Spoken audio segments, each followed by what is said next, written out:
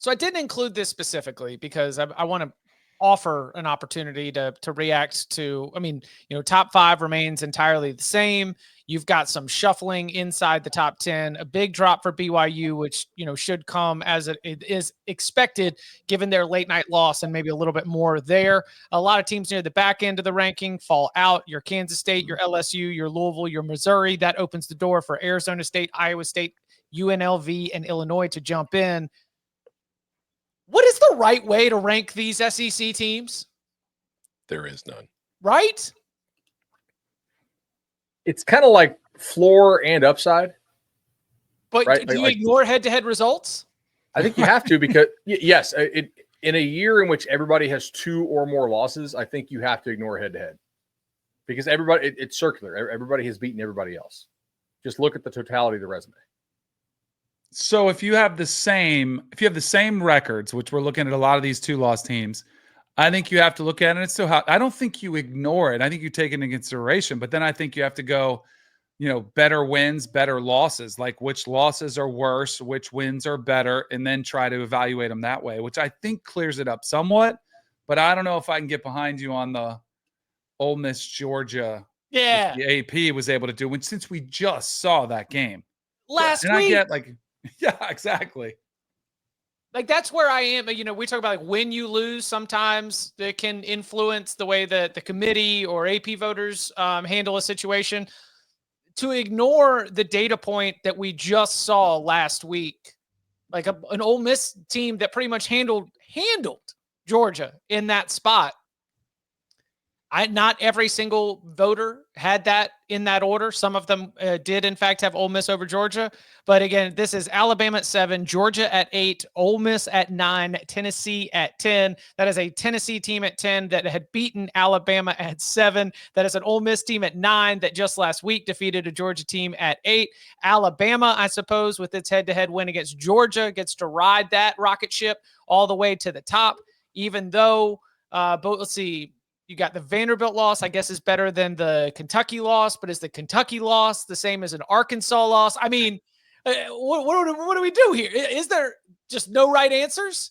Because there are important questions that are coming in a couple weeks. Luckily, we've got a few more games to try and settle that. I got into this with Tennessee fans this morning, surprise, surprise, and they're like, look at Ole Miss lost at home to Kentucky, and I'm like, and Tennessee lost to Arkansas. Let's slick those, okay? Right. Ole Miss blew out Georgia. Georgia blew out Tennessee. Okay. Their best win is better than Tennessee's best win, which is a close home win over Alabama, in which I think Milroe was probably hurt if you watched pregame warmups and just watched how he played. Whatever. Guys are hurt, guys are banged up during football season. But smashing Georgia is a better win than squeaking by Alabama, right?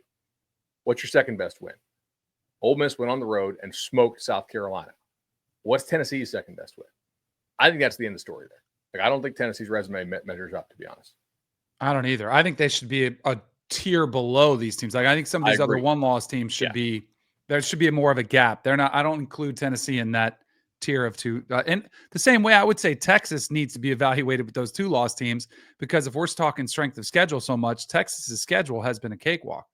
Right. So you would put Tennessee closer to Texas A&M, which, by the way, is also a 2-loss team, yet to your point, a tier below where some of these other teams are in the logjam inside the top 10.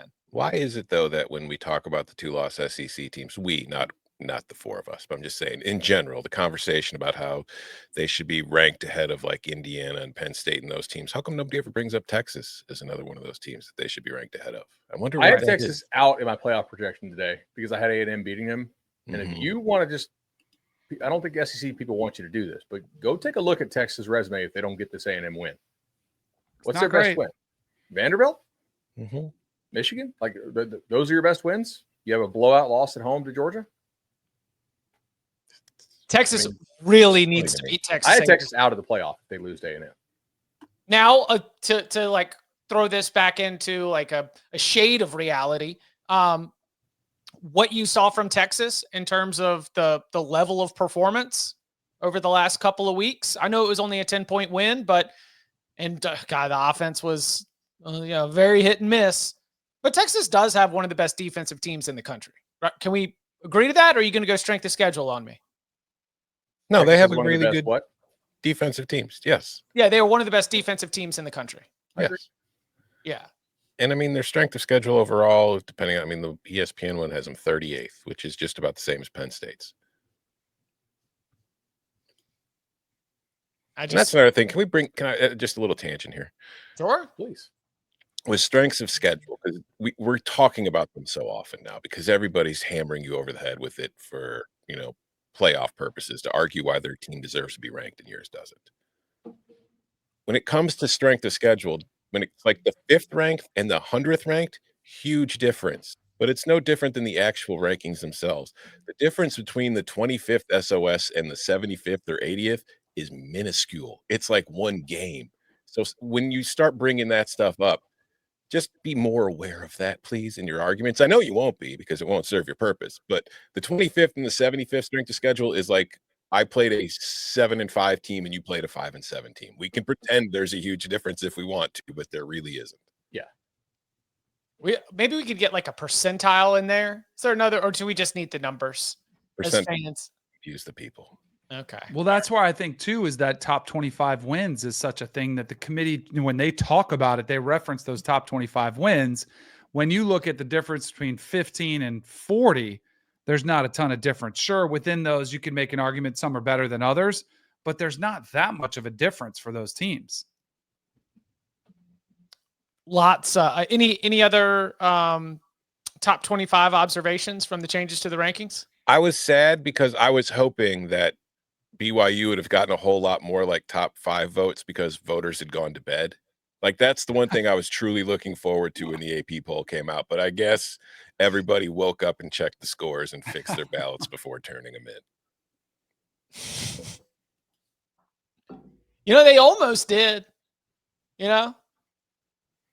Just a pooch punt, a helmet.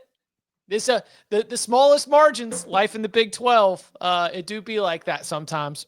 Oh, one more note. Missouri's about 1 ballot away from still being ranked. Washington State is ranked? Yes. That's what I'm saying. Mizzou was finished 5 points behind Washington State in 26th. So if only like one more person had put them at like 20th, they'd still be ranked. They probably will be by the committee. Oh, because I'm like, they were competitive. They were competitive on the road. They gave South Carolina, a team we like a lot, everything that they could handle. Yeah, I could see that for sure. That's possible. That is very, very possible. Yeah, Washington State losing. I guess I should go back to the Washington State side of this. I just can't get over Bronco Mendenhall, A, tearing up on the sideline. I absolutely love that for him. And then B, in the post-game press conference, pointing out that they just stormed the field at the University of New Mexico. Like him just being like, how cool is that? How many like storming the field moments does New Mexico have?